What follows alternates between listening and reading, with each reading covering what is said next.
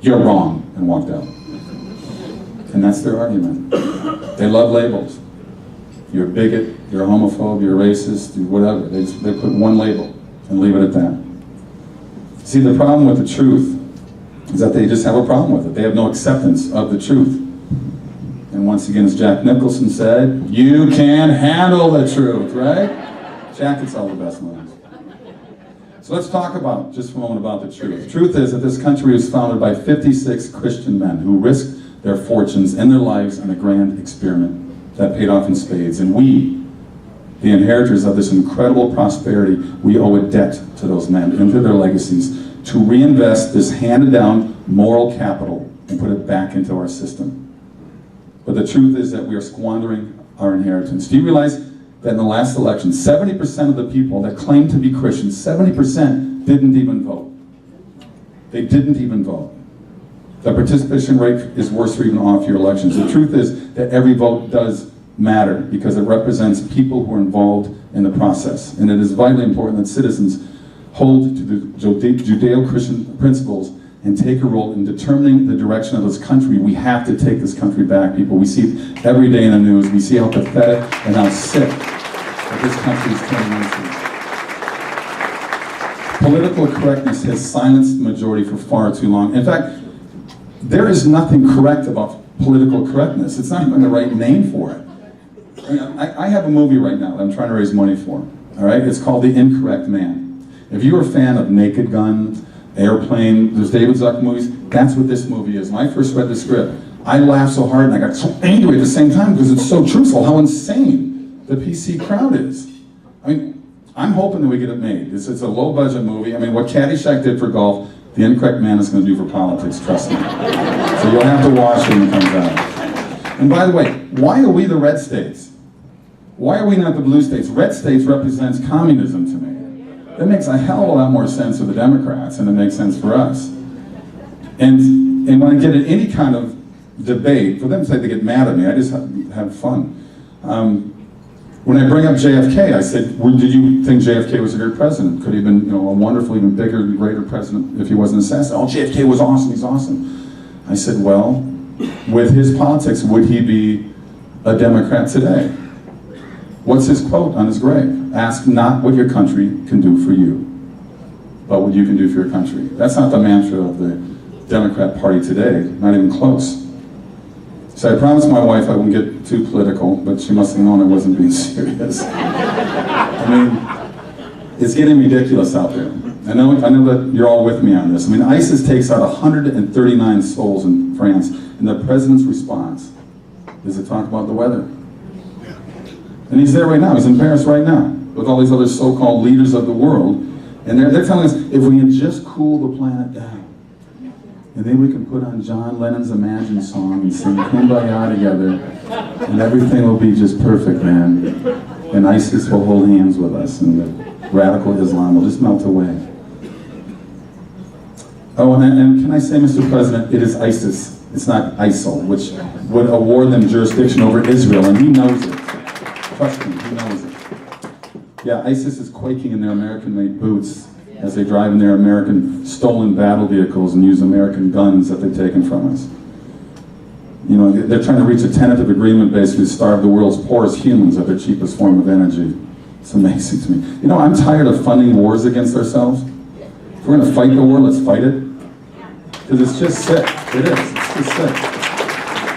And by the way, what is the definition of contained these days? Did you notice that the president called the casualties in Paris a setback? It's just a setback. It reminds me of bumps in the road in Benghazi. Let's see, a leader of Islam just bragged that Islamic women greet news of their deceased sons with cries of joy. And we're supposed to accept that Islam is just like Christianity, which protects the sanctity of life. Yeah, there's a big pile of mess out there. We need more of you sane people on the front lines. So please donate everything you can to help Shannon work on things from the inside. Donate your time to discuss the issues, walk the precincts, and help her win a campaign that is winnable. Shannon cares deeply about the tremendous challenges facing this wonderful state of California. Most notably, one of those challenges is Governor Moonbeam. This is a man who believes so strongly in global warming that he's willing to bet your life on it. His religion tells him to starve California farmers of water, the things plants need to survive. This makes him a threat to our food source. His religion tells him that the Delta smelt is more valuable than human life. Do we even eat Delta smelt? No. Just checking. His religion tells him that carbon dioxide is pollution, the very thing that plants need to grow, of course. And if carbon dioxide is pollution and humans are killing the planet, then why is the planet experiencing some of the lowest levels of carbon dioxide in the atmosphere hitting us? The lowest levels, but he insisted we gotta make it lower. And then my three favorites, 30 years of Boxer, Pelosi, and Feinstein. The state gets worse every year. It does. It reminds me of, I saw David Brenner. The older people here know. Remember David Brenner? I saw him in Minneapolis, where I'm from originally, when I was in college. And he got talking about politics. And he said, if you walk out your front door, and every time you walk out your front door, someone dumps a bucket of shit on your head. Pardon me, kids. Eventually, you're going to start using the back door.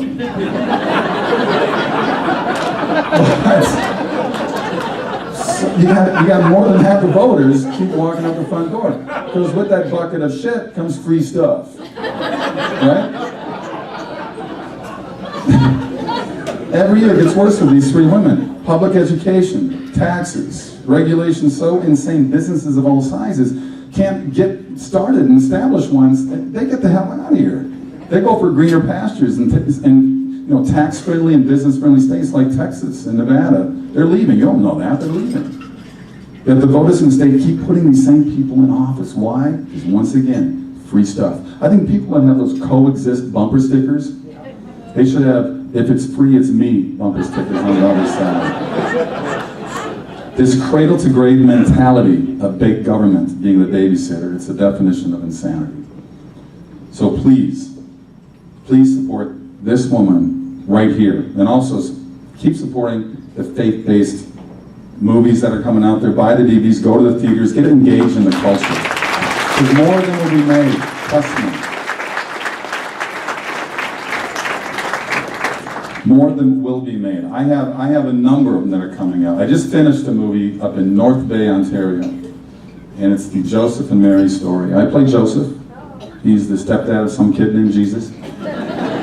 And I called the director, because initially they're going to shoot a multi. I said, oh, I was excited. I shot multi years ago. I said, oh, I'm going to take the whole family. It'd be great. They go, no, we're going to North Bay, Ontario. I looked at the map. Where the hell is North Bay, Ontario? And it's 4 hours north of Toronto. So I called the director and I said, how is North Bay going to double for Jerusalem and Nazareth?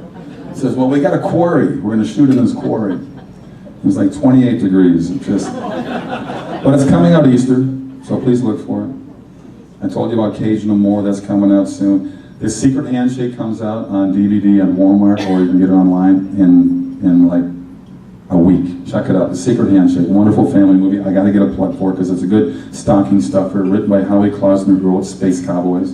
People remember that movie with Clint Eastwood and Tommy Lee Jones. So check it out. But I'll tell you something. We'll all just pray, and then pray a little bit more, because it's not too late to save this great experiment, the embodiment of godly principles. It's the last bastion of freedom. But it's going to take some work. It's going to take a lot of work. So I'll tell you, if God is with us, who can stand against us? God bless you guys. Thank you, Lord.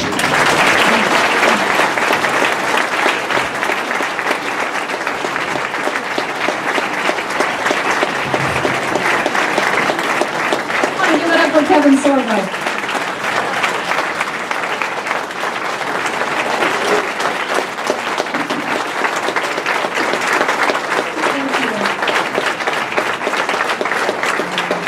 Like I said, I met Kevin speaking across the nation where we're trying to just engage the individuals to vote and vote conservative so that we can take back the White House. And it's been a pleasure to share the stage with him and other states, and then also here tonight. Thank you very much for coming here to support me. I want to thank all of you again for supporting me to launch my campaign for state senate. And I would like to bring Bella Stein up here to close with an amazing song, God Bless America, and then you are dismissed. And thank you very much for your support for this campaign. Bella.